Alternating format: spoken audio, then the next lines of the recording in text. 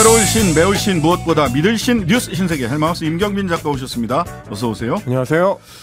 네, 에이펙, 아펙 네. 둘 다 맞다고 얘기하시네요. 아, 둘 다 맞다. 네. 예, 예전에는 아펙이라고 아시안 퍼시픽이었는데 그래서 아펙이라고 주로 불렀는데 네. 요즘은 또 에이시안 퍼시픽해서 에이펙이라고도 부르나 봐요. 네. 뭐 그러네요. 댓글로 아펙이 맞습니까? 에이펙이 맞습니까? 하더니 본인이 찾아보시고 둘 다 쓰네요. 네. 이렇게. 예, 아펙, 에이펙 관련해서는 이따가 경제 코너 신박한 경제 시간에 에이펙 또는 아펙에서 어떤 경제적 성과가 있었는지 꼼꼼히 짚어보는 시간 갖고요. 자, 행정망 복구 우리가 금요일 날 얘기를 했는데 네. 이거 월요일까지 이어지면 큰일이다 이렇게 걱정을 했거든요.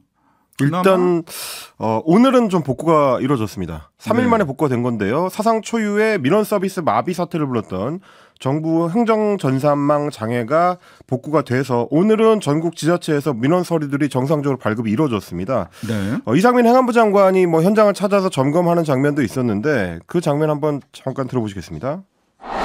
지문인식기 오른손 엄지를 올려주시면 네. 지금 이게 평소 속도하고 별 차이 없이 나온 거죠? 네, 똑같이 나오고 있습니다. 네. 현재 모든 서비스가 재개되어 원활하게 작동하고 있습니다. 지방행정 전산 서비스는 모두 정상화되었다고 봅니다. 네, 지문 인식기에 오른손 엄지를 올려주시면 이건 주민센터 공무원이고 그 다음에 이상민 행안부 장관이 별 차이 없이 나온 거죠. 묻고 마지막에는 고기동 행안부 차관이 모두 정상화되었다고 본다. 이런 얘기를 했네요. 그렇습니다. 말씀드렸던 대로 사실 이제 주말까지 3일 동안 먹통이 됐었기 때문에 월요일까지 이게 이어진다면 큰일이다라는 걱정들이 많았는데 다행히 이제 오늘은 해결이 됐습니다. 근데 문제는 원인을 아직까지도 정부에서 딱 정확하게 특정하지 못하고 있다는 겁니다. 그러니까요. 그러니까 원인을 제대로 못 짚으면 언제든지 또 발생을 할 수 있는 위험을 안고 이 행정을 운영하게 되는 셈이기 때문에 좀 걱정인데 정부는 일단 지방정부의 행정망이라고 할 수 있는 세월 인증 시스템에서 연결돼 있는 네트워크 장비에 문제가 있었다고 추정을 하고 있습니다. 행안부는 트래픽을 분산해서 속도를 높이는 네트워크 장비 중에 이제 L4 스위치라는 게 있는데 이 스위치가 이상이 있었다라는 점을 확인했다고 하고요. 그래서 18일에 장비를 교체했더니 잘 되더라. 이런 정도의 이제 결과를 내놨습니다. 하지만 여전히 그 L4 스위치 장비 내부에 어떤 부분이 문제를 일으켰는지 이거에 대해서는 조사가 필요하다라는 입장입니다. 이 장비가 도입된 지 오래된 노후 장비도 아니고 그리고 국가정보자산관리원 이곳에서 이제 정부의 행정망을 총괄을 하는데요. 지금 국가정보자원관리원에서 사용 중인 L4 스위치 장비가 수십 대가 되기 때문에 2대 정도 교체를 했다고 해서 모든 게 해결된 게 아니라 어디서 문제가 생겼는지를 정확하게 이제 체크를 해봐야 되는 상황입니다. 그리고 행정망에 특별한 이상 징후가 나타난 적은 없기 때문에 이 행정망 마비가 일어나기 전에 특별한 이상 징후가 없었기 때문에 해킹이 발생했거나 디도스 공격을 받은 거는 아닌 걸로 추정을 하고 있습니다. 네. 문제는 네.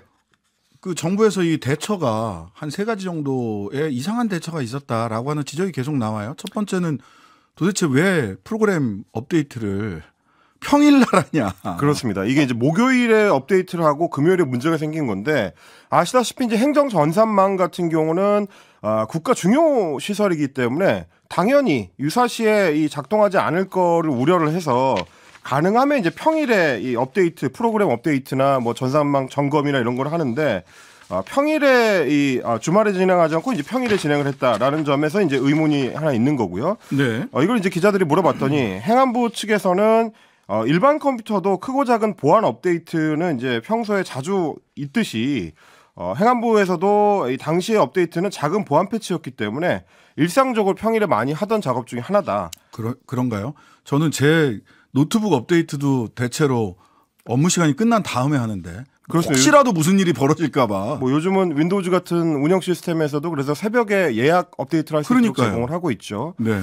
그러다 보니까 이제 그게 좀 의문이고 그리고 행정 전산망 같은 경우는 당연하지만 예비로 돌아갈 수 있는 시스템이 구축이 돼 있었어야 되는데 소위 백업 시스템. 그렇습니다. 어떻게 이게 동시에 이게 다운이 되느냐 이제 이런 문제가 있었습니다. 그러니까 언론에서 백업 시스템이 없었다, 이중화돼 있지 않았다라고 얘기를 하는데 그것은 오보고요. 이중화돼 있었는데 이중화돼 있는 백업 시스템에 있는 똑같은 엘퍼가 똑같이 고장을 일으켰다는 거거든요. 그렇습니다. 사고 당일에 이중화돼 있었던 두 개 장비가 순서대로 이제 문제를 일으키는 바람에 백업 데이터도 이제 활용을 못하게 된 그런 상황입니다. 그러면 이제 의문이 생길 수밖에 없는 거죠. 네. 하나가 고장이 나면 그거를 이제 뒷받침을 하기 위해서 백업 시스템을 만드는 건데 백업 시스템이 똑같이 고장이 나버리면 이게 과연 백업 시스템으로서의 의미가 있는 것이냐. 간판만 백업이죠, 뭐 그러면. 네, 이런 의문이 좀 제기가 되는 거고요. 그리고 이번 사태를 둘러싸고 이제 국내 주요 포털 서비스의 관계자들은 매우 억울하다라는 반응을 많이 보이고 있습니다. 지난번에 카카오톡 사태 때 90도로 고개 숙여서 사죄했거든요. 그리고 대통령한테 국가기관통신망과 다름없는 카톡 먹통 사태 하면서 엄청나게 혼났어요. 큰 꾸지람을 들었고요. 그 뒤에 뭐 NSC 같은 국가안보 관련된 회의에서도 카카오톡 문제가 자주 거론이 되고 있습니다. 지금도.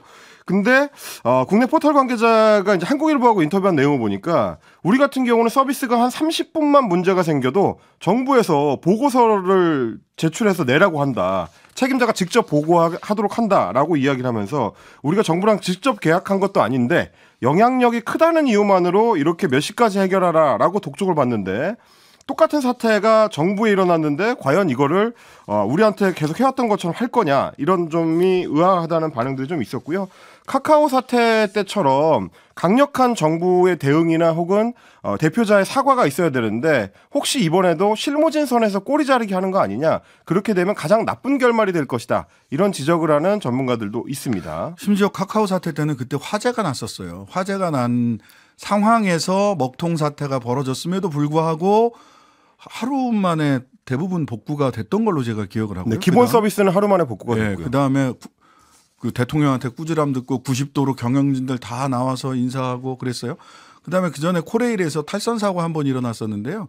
오영식 당시 코레일 사장 사퇴했습니다. 그렇습니다. 탈선 사고. 이거 탈선보다 훨씬 큰 일이거든요. 물론 뭐 인명피해가 그때도 인명피해가 발생한 건 아니지만 정말 금요일이기에 다행이지 월요일 날 이런 일 벌어졌으면 어떡할 뻔했습니까? 그리고 이제 추가로 이번 행정전산망 마비 사태 때문에 피해를 본 분들이 있다라는 얘기가 있습니다.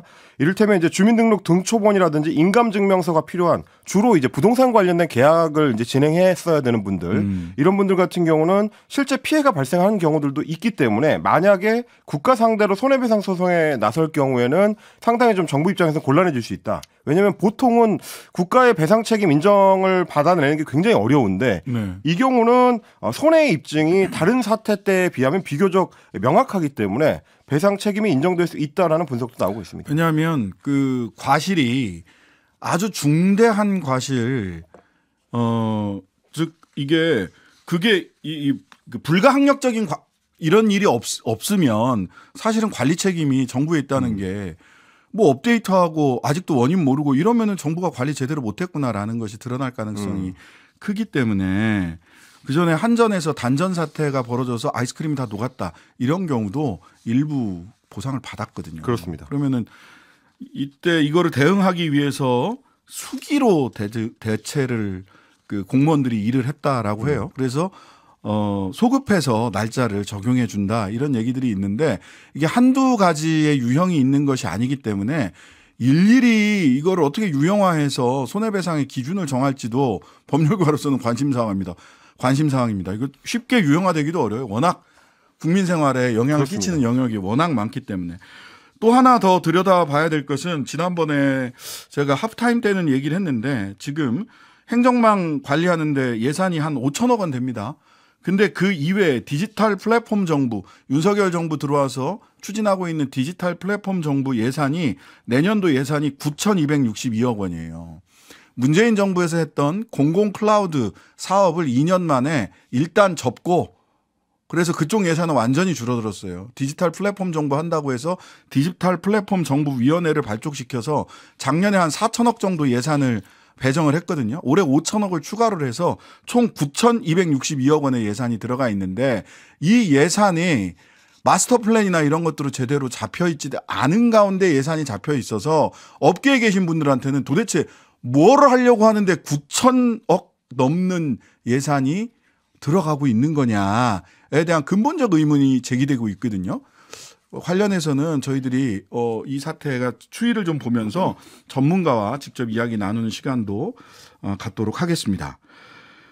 자, 오늘은 뭐 일단 돌아갔다고 하니까요. 더 이상 국민들이 불편 느끼지 않게 제대로 이 사태가 좀 수습이 됐으면 좋겠고요. 그러려면 제발 원인 규명 좀 제대로 했으면 좋겠습니다. 지금 일단 원인 규명이 되지 않은 가운데 하드웨어와 소프트웨어를 통째로 바꿔가지고 일단 돌아가게 하고 있는 거거든요. 빨리 원인이 규명됐으면 좋겠다. 그래야 근본적 대책이 되고 책임질 사람 책임져야 된다. 또 하청업체들만 막 모가지 날리는 이런 식으로 가서는 답이 안 나온다. 예. 자, 이준석 전 대표는 온라인 연락망을 구축을 했습니다. 그렇습니다. 지난 주말 이어서 계속해서 이제 온라인 연락망을 구축하는 작업을 하고 있는데요. 지금까지는 총 4만 명 이상의 이제 참여가 이루어졌다라고 이준석 전 대표 측에서 이제 밝히고 있습니다. 목표는 일단 10만 명이라고 하는데요.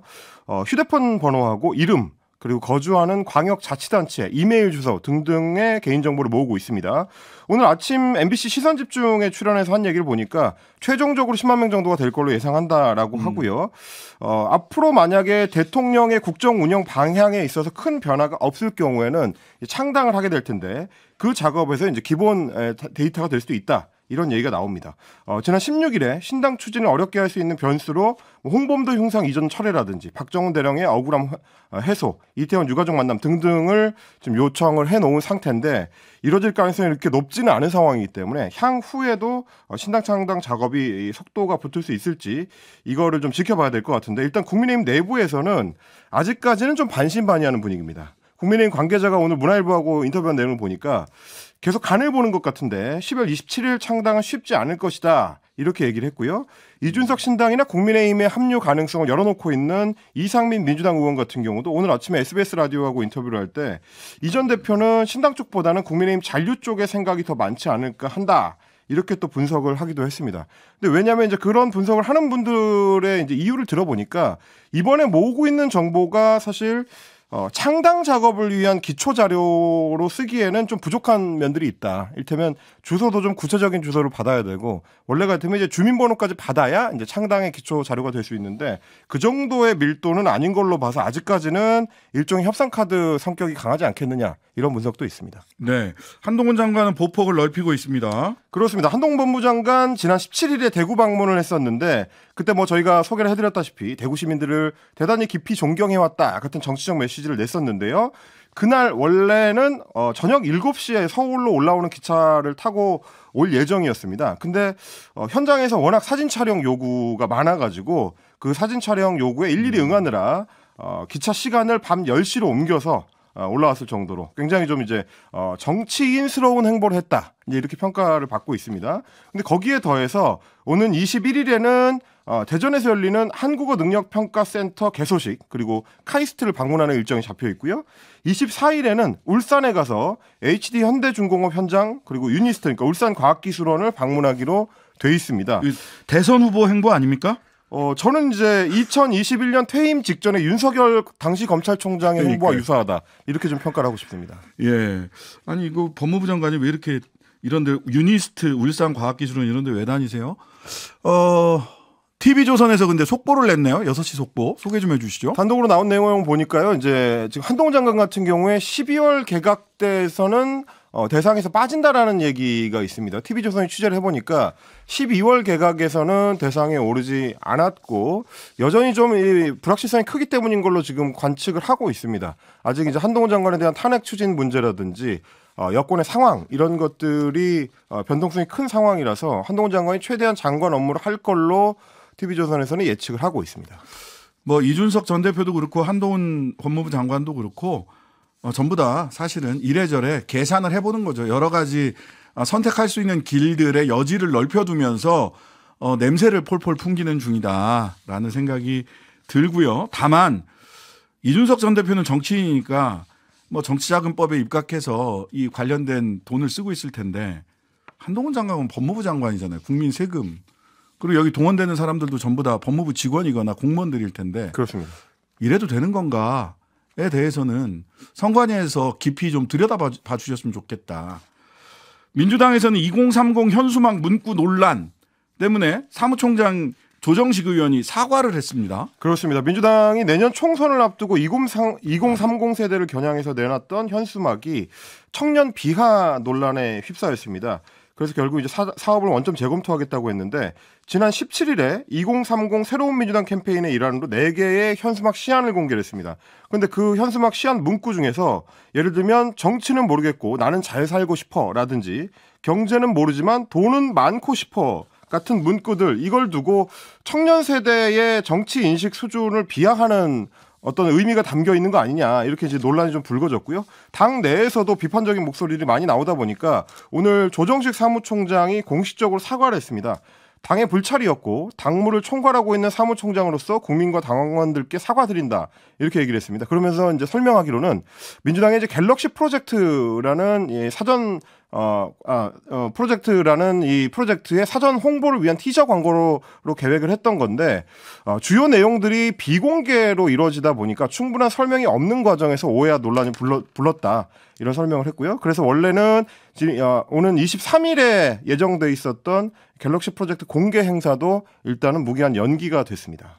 이게 뭐 무슨 의미인지 잘 모르겠다, 내지는 오히려 청년 세대에 대해서 원래 뭐 20대 무슨 론 해가지고 소위 얘네들은 뭐 개념 없고 뭐 이런 식의 인식들을 민주당 주류 586들이 가지고 있는 거냐라고는 과거의 혐의가 있기 때문에 그런데, 근데 이게 비례 원칙에 맞춰서 지금 비판받고 있는가에 대해서는 저는 의문입니다. 이렇게까지 사무총장까지 나와서 이래야 되나? 뭐 이게 과거의 업보 중에 하나일 수는 있겠다 싶고요.